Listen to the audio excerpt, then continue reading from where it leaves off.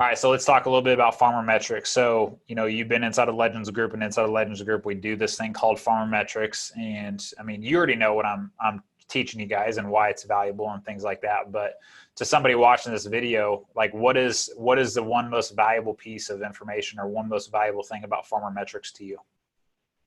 Kind of just being able to see my numbers where I'm at, and then your leverage with the bank, and then being able to, well, really to look at the numbers all the time and going over them, if not monthly, quarterly, before you just kind of looking at your numbers at the end of the year. It's like, oh, well, shoot, had a good year or had a bad year. Well, it's too late to make a course correction there. If you're going over it monthly or quarterly, you can change things. And we only get so many opportunities to do this. You might get 40 chances to grow a crop or whatever you're doing.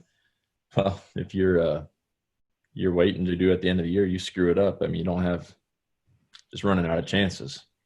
Yep, 100%. So is it valuable? Because inside of those farmer metrics calls, we're looking at each other's numbers. You're seeing what's working and not working for another guy as well. Is that valuable for you to see?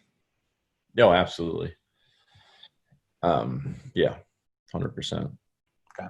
So again, it goes back to, there's no small financial mistakes on the farm, right? So being able to listen to and hear what other guys are doing, what mistakes they've made, and then actually see their numbers and how that's impacted their position with the bank and where they're at financially, it's hard to put a value on that.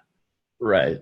And just kind of real time knowing where you're at. So, say if I think I have money in the bank or whatever my position is, and I want to purchase a truck or some other piece of equipment that I think I can afford. Well, I punch that number in, and how does that affect my leverage with the bank?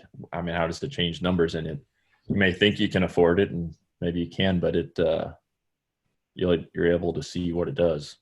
Yep. Which impacts every decision you make going forward. Right. The emotional decisions. So 100%. And out of all the relationships you have throughout the year, the one with the bank is the most critical one to the overall success or failure of your operation. Mm-hmm. Right. Okay. How many guys do you think are actually updating their numbers like you are every single month and then having a call about it and going through and walking through them? Out of all 100% of farmers, how many do you think are actually doing that? I personally don't know any besides the ones in the group. Yep. So I'd say maybe 1%, maybe 1%, but they're not doing it the way we are with being out, like seeing somebody else's numbers, seeing what's working, not working for them. Man, again, like you said at the beginning of the call, it becomes a game of not making mistakes. Mm-hmm. Step number 3, inputting your assets for Active Business LLC. Number 1, click on the Assets tab and input all of your asset values for Active Business LLC. For all assets that the bank has a collateral assignment on, this means if they foreclose on you, they could take this asset and sell it to recoup their loans. Check the box where it says business collateral for that specific asset. Okay, great. So if we go over to our assets tab here and we start inputting information. So if you have a checking account at your bank, right, and this is a business checking account. And the description is it's for Active Business LLC number 1. Now, technically, let's say there was $250,000 in that account. If the bank is making your business loans, then they most likely have this account as collateral. So what we need to do is check this box here. Now, when we check this box here, what the sheets know to do is when there is a checked box, it's going to pull this value to the front page. The loan analysis page is the most important page here. So you'll see here in the beginning where it says cash and cash equivalents, there's no market value there. And I'll go through and explain all this to you. But when we click this box here, it automatically pulls it to the front page. And now that 250 is there, okay? So that's what it's talking about here. So any assets that you're listing on here that the bank has as collateral, you need to make sure you check the box so it pulls it to the front page, because the loan analysis page is where we're going to find the massively important numbers that help us make decisions on the farm operation or business in general.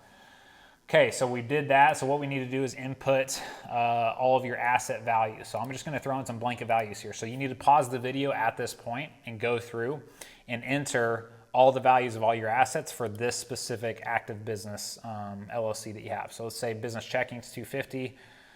Let's say accounts and notes receivable are 200,000, for example, for me, and the bank has those as collateral. Let's say I have a livestock inventory. Let's say I got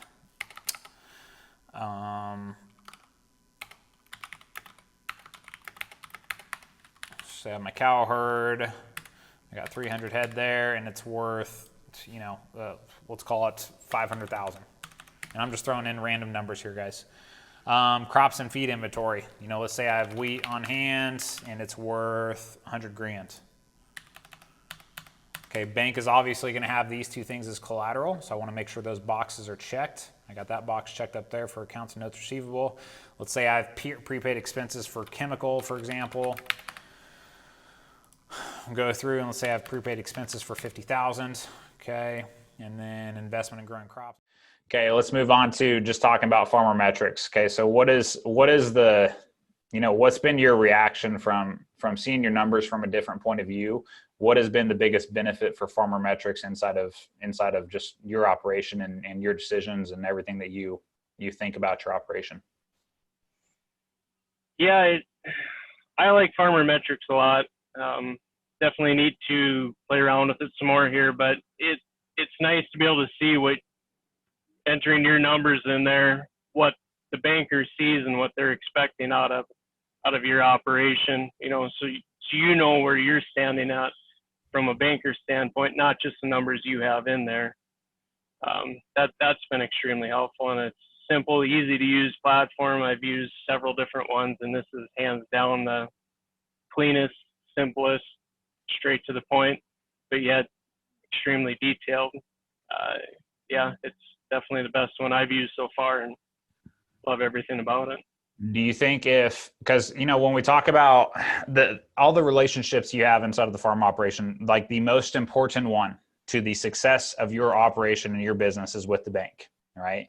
And how many guys, what percentage again of farmers and ranchers are literally just shooting from the hip and hoping and praying that they end up positive at the end of the year?